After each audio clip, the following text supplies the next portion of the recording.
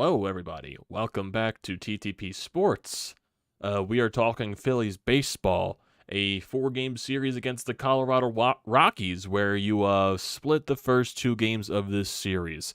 And I would love to get into yesterday's ball game because, oh boy, last night's ball game, I was there in attendance. I said that yesterday in the Sixers recap, and oh boy, I did not have fun watching that ball game yesterday. It was bad. It was brutal. It was terrible.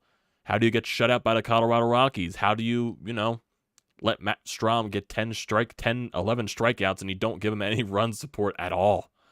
So I'm thinking about that in the back of my mind while thinking about this game because you do come back down from 3-0. Aaron Nola, of course, struggles in the first inning. He allows a 3-run home run with 2 outs as he throws a fastball, a meatball, down the middle of the plate to McMahon, and he crushes it into the bushes in center field.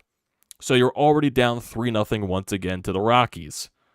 And I'm thinking to myself as well, in the past few games, for some reason in the first inning, we love giving up home runs. We love giving up home runs. I believe it started with Bailey Falter in Game 2 of that doubleheader against the White Sox.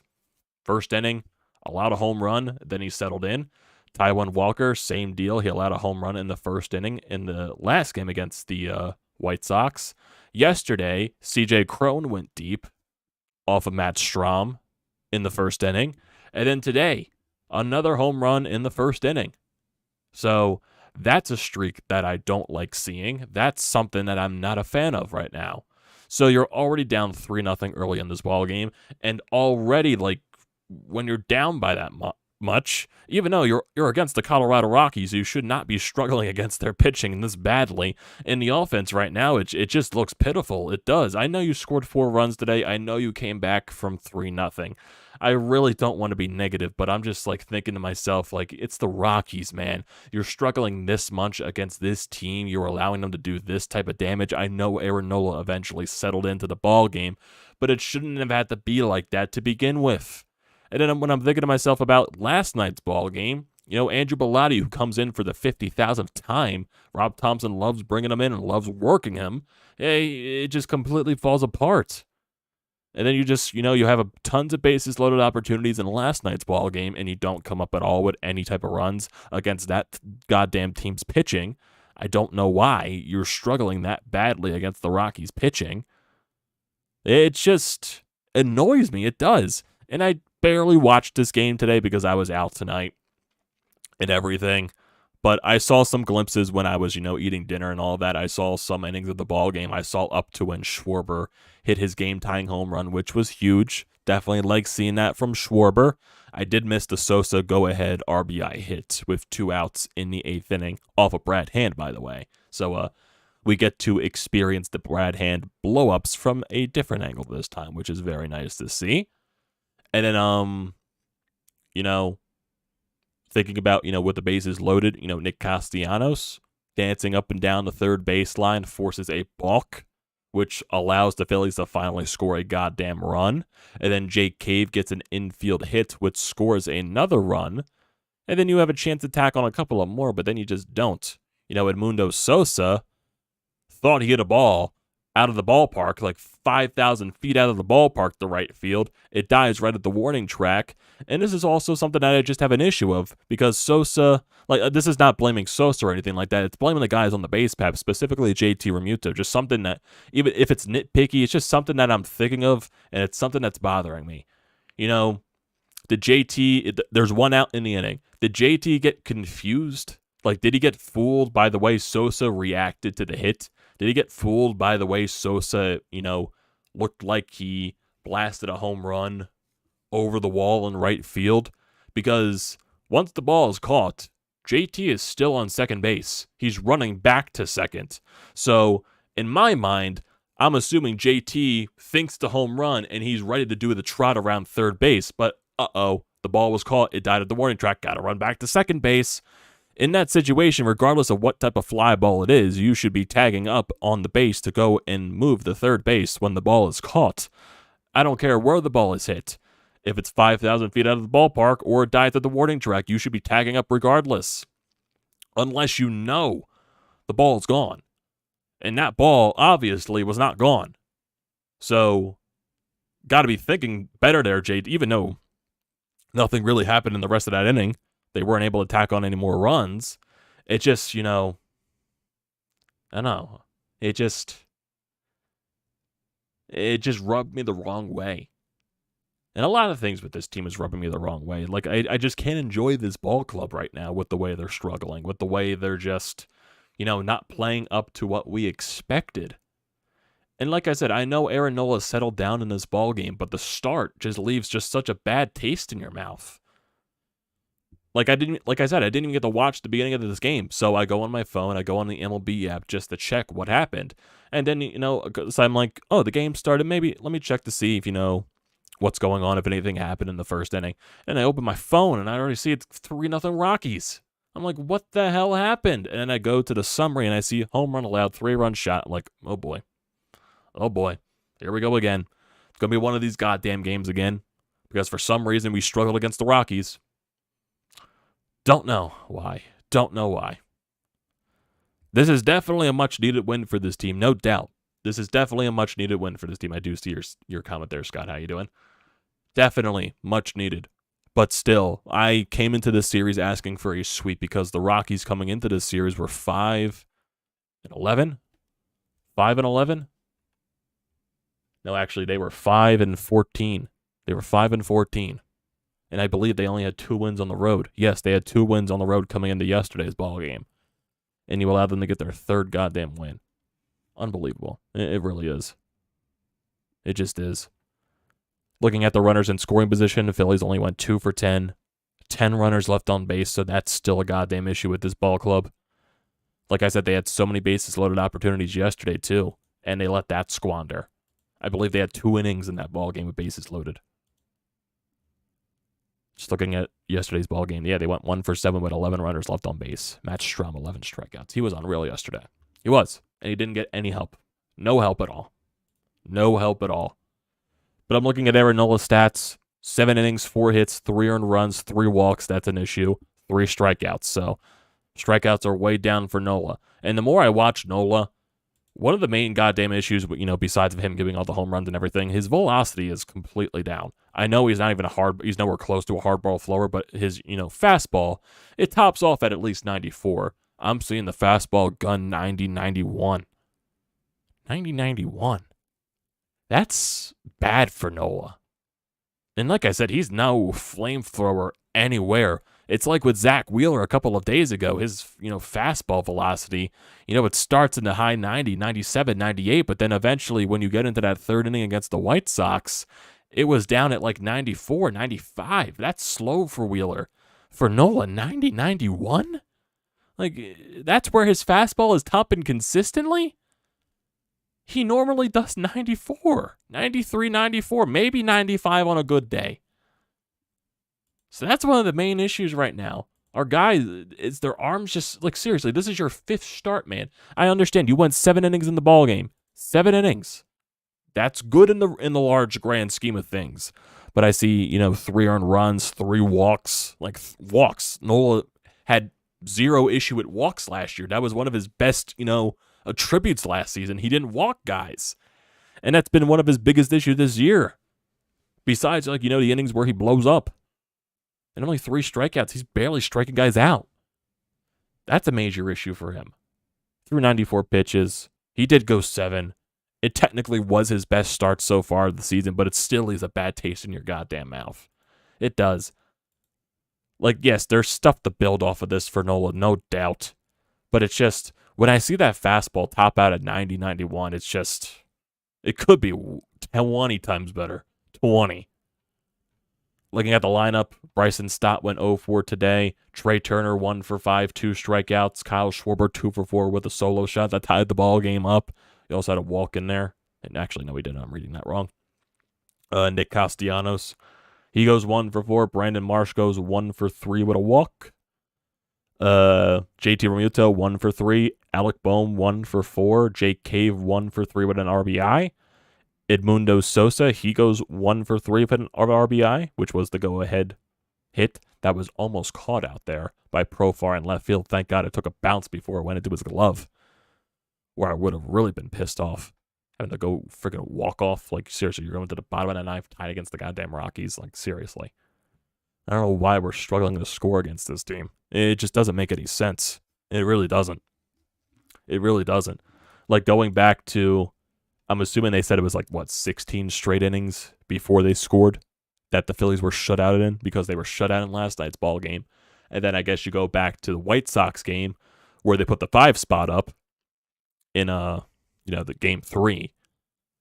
Yeah, they put the 5 spot up, and that's basically how the game ended. So those were in the early stages of the ball game. And it's just, I don't know why. It just feels, yeah, Scott, I agree with you. It just, right now, it feels like there's something missing with this ball club. I know it's, I don't know. You're definitely missing Bryce Harper. You're clearly missing Rhys Hoskins. Clearly missing Rhys Hoskins, especially with the hits and runners in scoring position, because that was one of his, big hit things. He hits with runners in scoring position. So you lose that there. But also speaking of Bryce Harper, there was an article by Matt Gelb, and he put in there that if Bryce Harper were to return May 5th, he would not be shocked. I believe it said May 5th, or it could have been 25th, but I do remember a 5 being on the date. I should probably look that up to make it clear that, Bryce Harper is unreal. Here we go. Actually, this is not it. Here we go.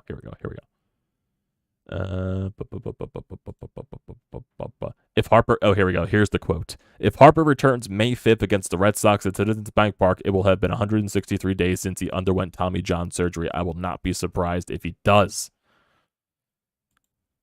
Bryce Harper, man. If he returns May 5th, that's a Friday. That's 2 weeks we're talking about. He's been going through a ton of batting practice against Rangers, Suarez, against, pitching coaches and all that stuff. And he's doing the drills over at first base. He's doing the sliding drills as well. He's medically cleared to hit. Once he gets that clear to slide and all that, we're golden with Bryce Harper. Because this dude is not human. This dude is unreal. He has, X-Men level healing factor. He's got a Wolverine healing power. Because this dude is not normal. I understand Tommy John surgery is way different for position players than it is for pitchers, so position players tend to come back sooner for it because now with the DH, you don't have to worry about, him throwing the ball or anything. He just has to worry about swinging the bat. We saw that last year, basically the entire season. He tore the UCL. He was still able to mash home runs and be an MVP level player at the plate. So we already know that's not the issue. Man, Bryce Harper, man.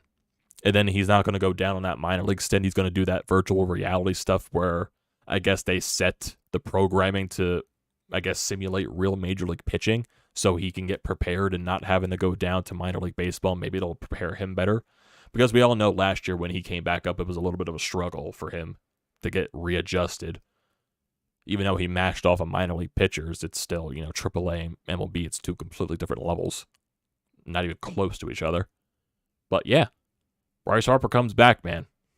Hopefully that can set this team forward, but still, you got to, Zack Wheeler and Aaron Nola. Those are the biggest 2 things, in my opinion. Zack Wheeler and Aaron Nola continue to go down in this downward spiral, man. It's just, my God. Those 2 really need to figure it out. Desperately need to figure it out. Because it's getting old at this point. We're their 4/5 start into the season. And they're taking this long to even show us a glimpse of their true selves. It's getting old. It's really getting old. Seriously, we're getting to the point where Matt Strahm is your best pitcher.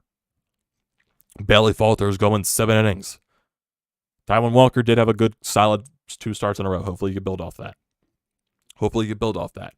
So, but man, we really need Aaron Nola and Zack Wheeler to figure it the hell out. And this offense, too, because right now, hitting with runners in score position is not our MO.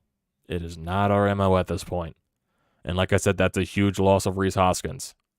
I don't know, man. I just think sometimes deep down inside to where if Rhys didn't tear his ACL, would our start be better? Because all the energy that they had in spring training, all the good vibes and everything like that, it just felt like all of that stuff from the clubhouse completely went away. Completely just evaporated once Rhys went down. And it hasn't been the same since. They haven't been able to recover that. I don't know. And Rhys was having a fantastic spring, too. It just feels like, that energy that team had, the energy that the clubhouse had, just got zapped. And they're trying to recover that still. That's just something. Because, like I said, I'm looking over your comment there, Scott, that just feels like they're missing something. Yeah, they're missing Bryce Harper. They're missing Rhys Hoskins. I just think that's one of the issues, in terms of the offense. Because having Rhys Hoskins, that would definitely supplement more power into this lineup. He would probably have at least 4 or 5 home runs at this point, dropping in, at least 10, 15 runs. So the hitting with runners in scoring position would definitely look a lot better with Rhys in the lineup.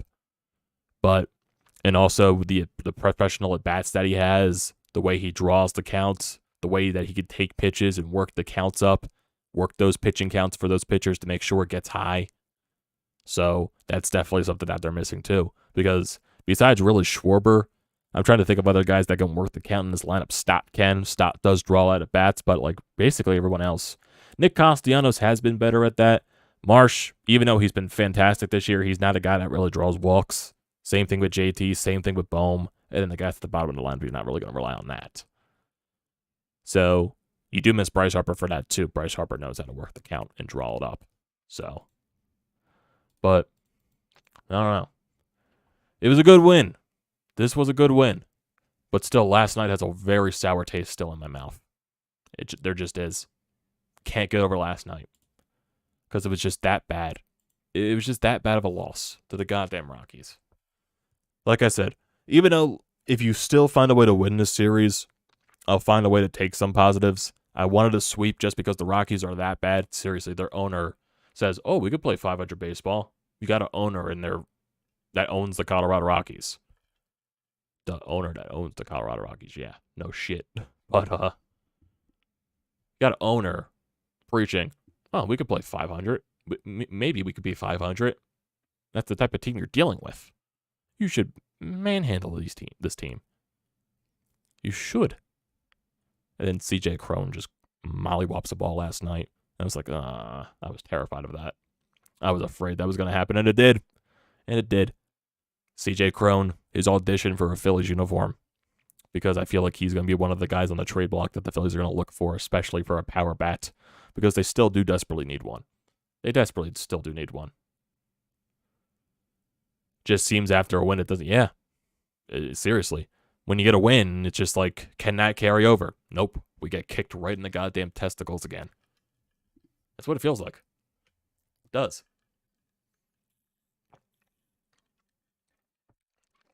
Good old kick to the balls. It's what it is. It's what this team's been doing to us so far this entire year. 9-12 on the year. 3 games under 500. 2 more games left in this series, tomorrow and Sunday. Tomorrow's game was moved up to 3 o'clock, so it's most likely not going to get postponed. It's supposed to be raining later in the night. They're like between that 6 and 7 p.m. type of time. That's why they moved the game up to 3. So let's look at tomorrow's game just to see. Christopher Sanchez is going up against Kyle Freeland. Kyle Freeland is 2-1 on the year with a 3.80 ERA. Phillies, if you don't find a way to hit this guy, he gave up 7 earned runs his last outing. 7 earned runs his last outing. If you don't score against this dude, I'm going to scream. Going to scream because even though you went into a game on yesterday against the guy, Feltner, who came into the game yesterday with an 8.5 ERA. An 8.5 ERA. And you struggled. And you struggled against him. Struggled. And then Sunday afternoon, 12 o'clock at the Peacock game. Zack Wheeler against Jose Urania. 9.82 ERA. You should crush him. You got to hit Kyle Freeland because Christopher Sanchez, this is going to be his first appearance after coming from an injury. You gotta get the job done here. You gotta help Sanchez out. I'm not expecting him to go deep into the ballgame because this is his first appearance of the year. Like I said, coming off of his rehab stint. He's probably going to go 3-4 innings at the most if he's locked in. maybe 5, but I would say 3 to 4 is maybe ceiling there. Ceiling. That's what I would expect. So you're most likely going to be expecting big minutes from the bullpen.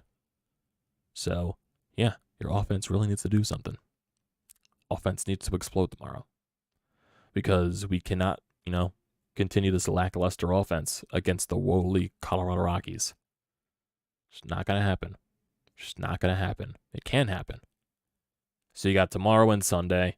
Then you got 3 more home games left. So you get off on Monday, Tuesday, Wednesday, Thursday against the Seattle Mariners.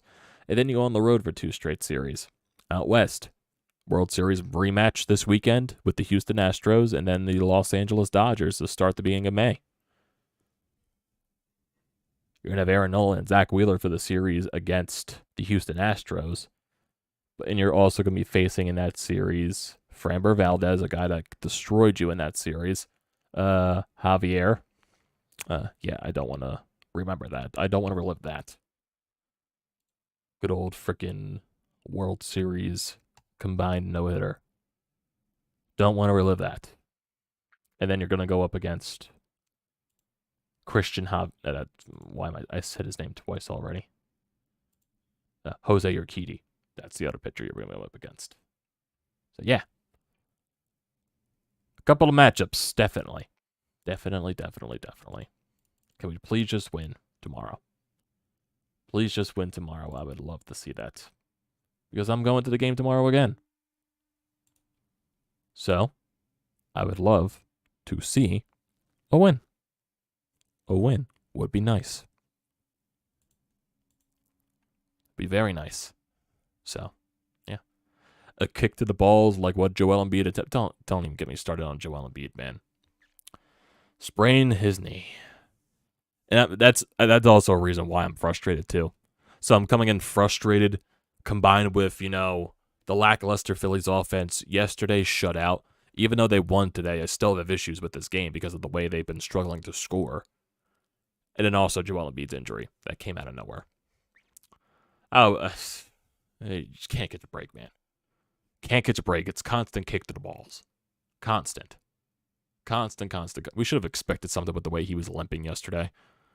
I really hope this is just precautionary, but they're saying sprained left knee. Can never catch a break with this goddamn team.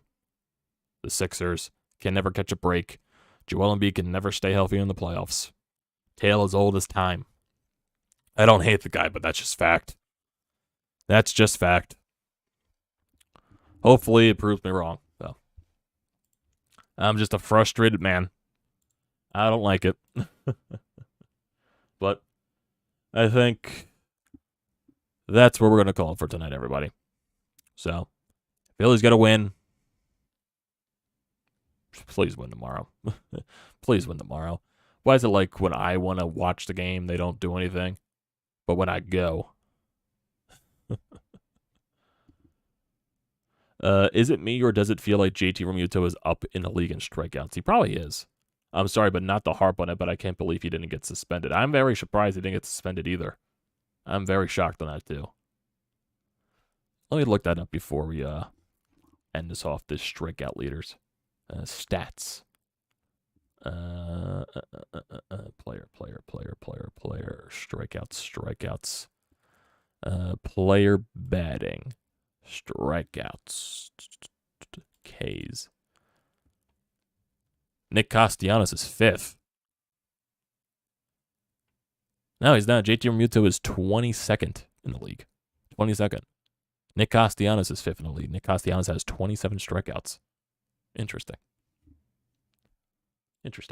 Well, you learned something new. So, that's going to do it for today, everybody. Thank you for joining as always. Don't forget to leave a comment in the comment section down below. Don't forget to drop a like. Don't forget to hit the subscribe button. I would greatly appreciate that. Also, do not forget to use the code TTPSPORTS. $20 off your first purchase at SEATGEEK. Great deal. Don't pass it up. And